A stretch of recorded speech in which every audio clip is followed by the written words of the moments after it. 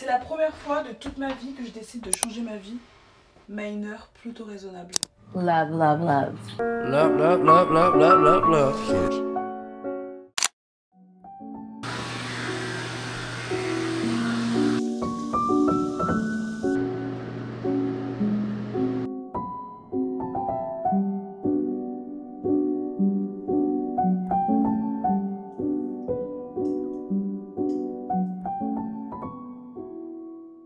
Et vous, sinon, c'est quoi la chose la plus folle que vous avez pu faire par amour pour une personne? Parce que j'aimerais bien qu'on parle de ce mec, Bill Bresnan, un New-Yorkais qui a écrit pendant 40 ans, tous les jours,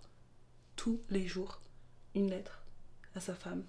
Dashrat Manjhi, je sais pas trop si ça se prononce comme ça, un fermier indien qui a décidé, après avoir perdu sa femme enceinte qui n'a pas pu arriver à l'hôpital à temps, de creuser à la main une route de 110 mètres. Ça lui a pris 22 ans. Et grâce à lui, du coup, le village est connecté au reste du pays. Est-ce qu'on peut parler de Marie? Je l'appelle Marie comme si c'était ma pote. Marie Ske... Je sais pas comment dire son nom. Mais bref, elle s'est déguisée en mec pour pouvoir combattre à la guerre aux côtés de son bien-aimé.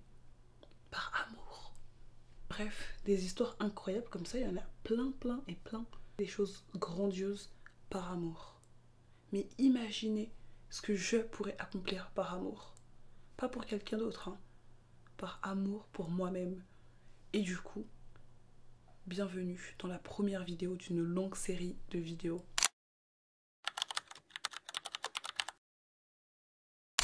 Alors, oui, bien évidemment que je m'aime, mais pas assez, selon moi, pour m'autoriser à enfin accomplir de grandes choses dans ma vie. J'ai toujours ce blocage. On s'aime tous un minimum, mais pourtant, au quotidien, on prend des décisions qui vont à l'encontre de ce qu'on veut vraiment, de ce qui est bon pour nous surtout. On reste dans son taf qu'on n'aime pas forcément, on traîne avec des personnes qui nous ressemblent pas ou avec qui on se sent pas forcément bien. J'ai une to-do list pleine à craquer d'idées de vidéos YouTube à faire, de choses tout simplement. Enfin, par exemple, être en paix avec moi-même, c'est un de mes goals pour 2025. Et qu'est-ce qui m'empêche, vous voyez, d'atteindre ce niveau de... J'allais dire de PNIT, mais je crois qu'il n'y a pas de mot. Je pense que je suis arrivée à un stade de ma vie où j'ai besoin de tomber follement amoureuse de moi-même. Je vous jure, j'en ai marre de m'auto-saboter. J'en ai marre d'être anxieuse. J'en ai marre de vivre avec un mal-être depuis si longtemps. J'ai passé ma journée à prendre des notes. La guérison passe par le fait de tomber amoureux de la personne qu'on est. Donc peu importe, hein.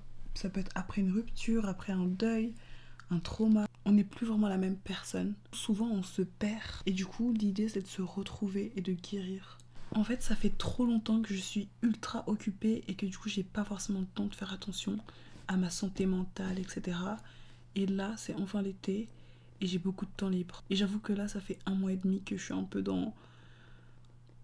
au fond du trou. Et là, il est temps que je me sorte de ce trou et que je fasse quelque chose de ma vie. Et du coup, j'ai eu un premier rendez-vous avec une psychologue la semaine dernière. Et je lui raconte un peu comment se passe ma vie, etc. Et elle me dit, ah bah écoutez, je crois que vous faites une dépression. Je lui dis, non, c'est impossible. Je peux pas faire une dépression. Je lui dis, bah écoutez, ma vie est incroyable. Je fais un taf que j'aime dans ma ville. Ah oui, parce que moi, du coup, c'est Aïssa, j'ai 24 ans et j'habite...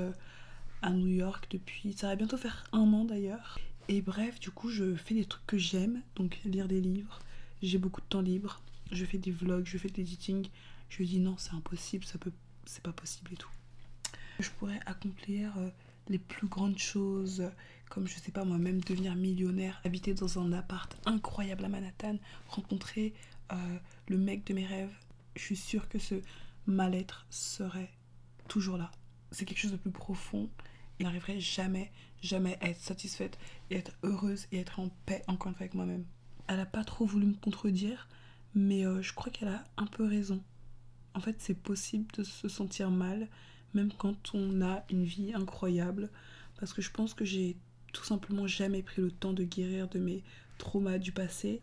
Et du coup, c'est parti, on va le faire ensemble. On va essayer de guérir ensemble, je sais pas ce que ça va donner. Je vais juste documenter tout ça. parce que j'adore documenter ma vie et je pense que c'est l'un des meilleurs moyens d'aller mieux. Utiliser quelque chose de négatif et essayer de le rendre meilleur en faisant quelque chose qu'on aime, je suis persuadée que ça va m'aider et que c'est le meilleur moyen pour moi de changer ma vie, mais littéralement. Je sens qu'à la fin de ces 30 jours, je sais pas pourquoi, c'est tous les jours, je suis là, que comme les Anglais diraient, show up for yourself, genre être présent pour moi-même, je suis sûre qu'il y a quelque chose qui va se passer. Je vais devoir vivre avec moi-même toute ma vie, quoi. Donc là, il est temps de enfin faire de mon esprit un endroit, je sais pas, une safe place, voilà. Il est temps que je devienne ma propre safe place. Il est temps que je devienne l'amour de ma vie. Du coup, on est mardi 17 juin 2025. C'est la première vidéo. Ça sera vraiment step by step, jour par jour. On prend son temps. Pas de pression. Créativité à fond. Mon but, c'est de créer un max. Le résultat final, on s'en fiche. On s'en fiche. Le but, c'est de faire. C'est tout. Faire, faire et faire. On s'est dit à demain, les gars. Bref, prenez soin de vous en attendant. Gros bisous. Et je vais dormir. And I want someone to share it with me.